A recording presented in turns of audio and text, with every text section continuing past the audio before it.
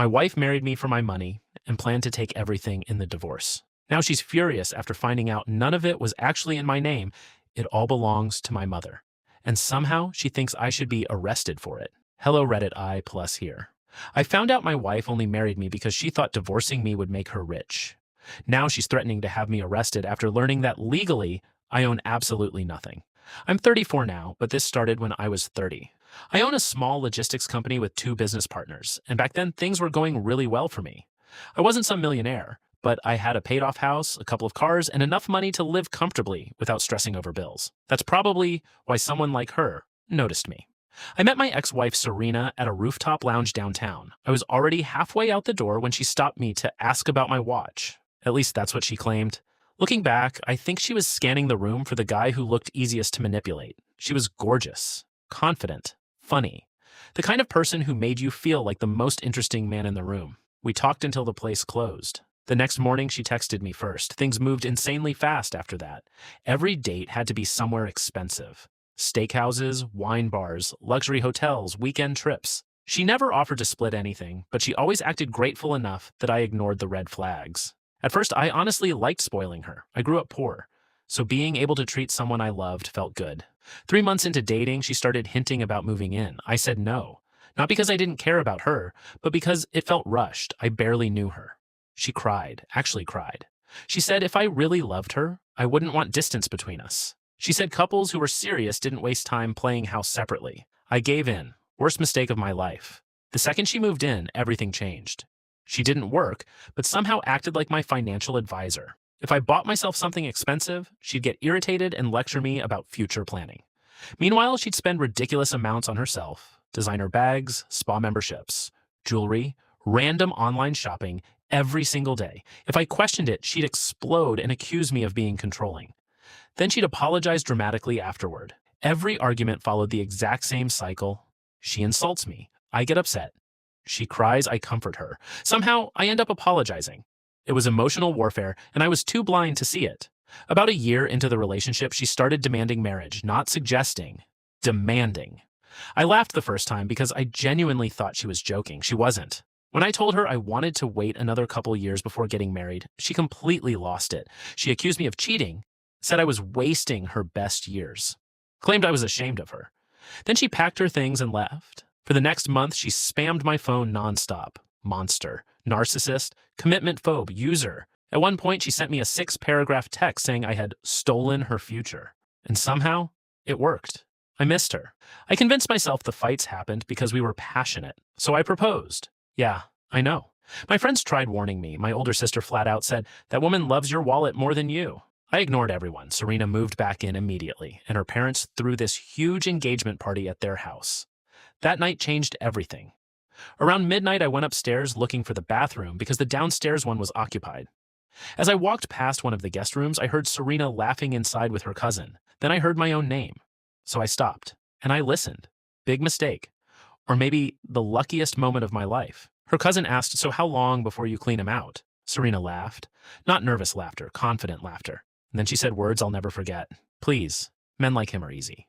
He thinks I actually love him. Once we're married for a couple years, I'll divorce him, take the house, half his business, alimony, all of it. Then I'll finally live the life I deserve."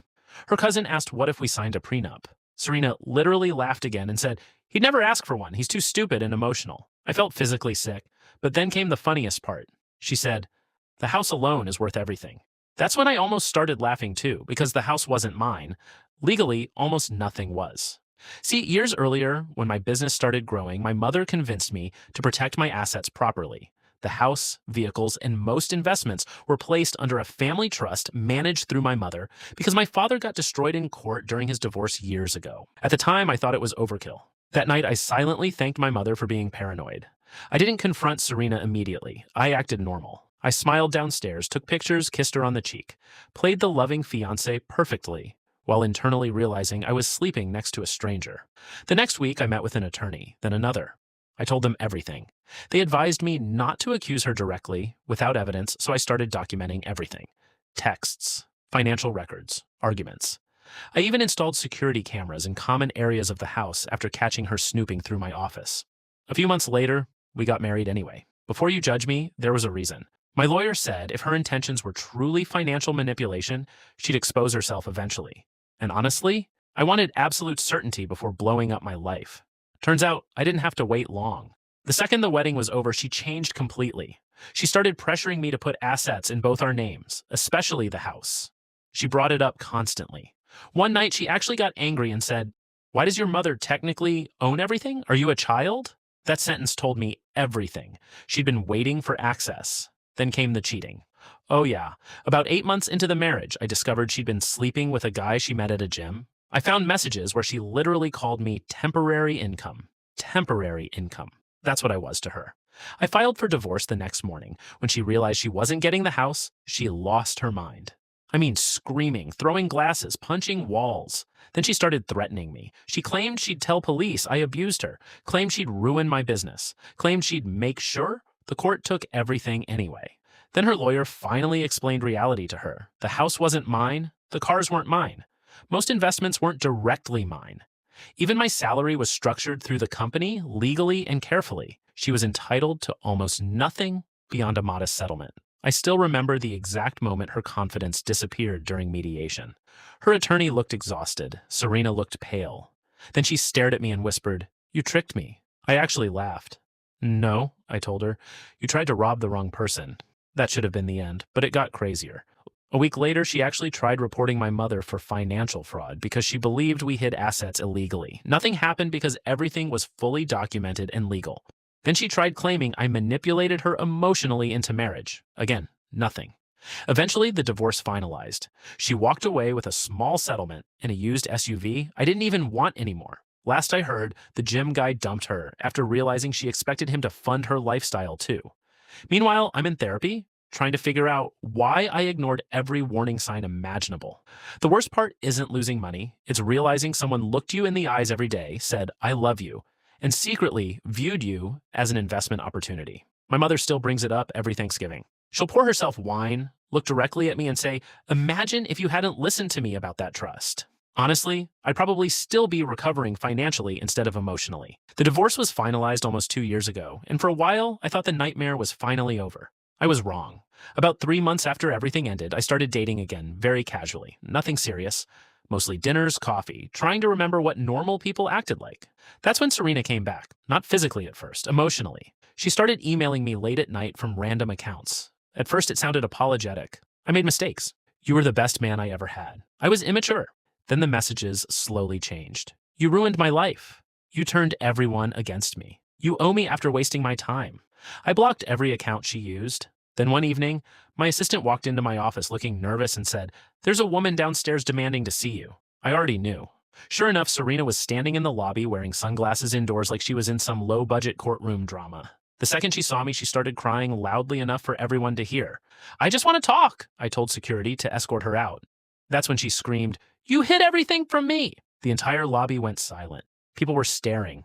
One guy near the elevators actually pulled out his phone to record.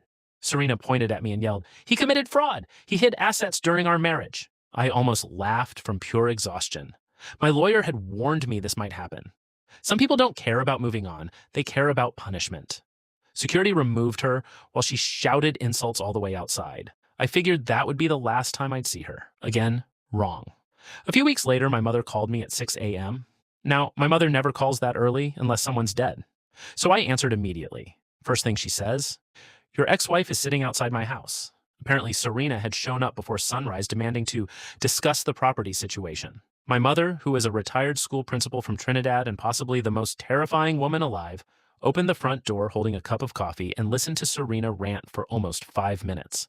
Then my mother interrupted her with one sentence. "You married my son to steal from him and failed.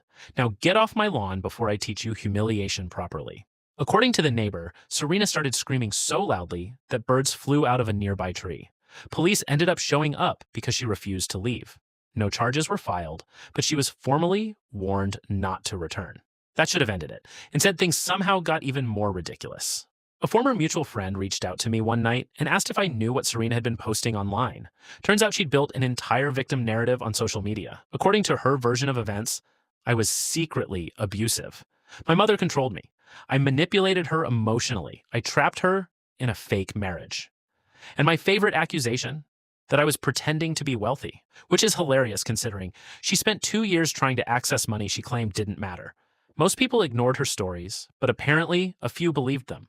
One woman even commented, "Men hiding assets should be illegal." I nearly replied, "Gold digging should be too," but my lawyer advised against it. Then came the final disaster. About 6 months after the divorce, Serena got engaged. Yes, engaged. To a 63-year-old restaurant owner she'd apparently met online. And before anyone asks, yes, he was wealthy. At first I didn't care. Good luck to both of them. Then one afternoon I got a phone call from a number I didn't recognize. It was him, the fiancé. The poor bastard sounded exhausted. He asked if I could confirm some things. Apparently, Serena had told him I was a controlling ex-husband who fabricated financial documents to avoid supporting her. But he got suspicious after she started demanding access to his accounts only 4 months into dating. Smart man. We ended up talking for almost an hour. By the end of the conversation, there was a very long silence. Then he sighed and said, "So basically, she tried to run the same play twice." "Pretty much," I said. 3 weeks later, he canceled the engagement, and somehow Serena blamed me for that too. She sent me one final message afterward. "I hope you're happy." I stared at it for a while before deleting it, because honestly, I wasn't happy. Not really. I was relieved. There's a difference. The whole experience messed me up more than I like admitting. For a long time, I questioned my own judgment. I stopped trusting compliments. I stopped believing affection was genuine. Therapy helped a lot. My therapist once told me something that stuck with me. Manipulative people don't target weak people. They target giving people. That line changed how I viewed everything. I wasn't stupid because I loved someone. I was stupid because I ignored reality to protect the fantasy. Big difference. These days, life is quieter. I sold the old house because too many bad memories were attached to it. I bought a smaller place near the water. I work less, sleep more, spend more time with family. And now, when someone moves too fast, asks too many financial questions, or treats love like a business merger, I walk away immediately. The craziest part? A few months ago, I ran into Serena completely by accident at a grocery store. She looked older, tired, angry. She froze when she saw me. For a second, neither of us spoke. Then she glanced at the watch on my wrist and said, "Still buying expensive things for yourself, huh?" Same obsession. Same mindset. I just smiled. "Yeah," I said. "Turns out I can afford it."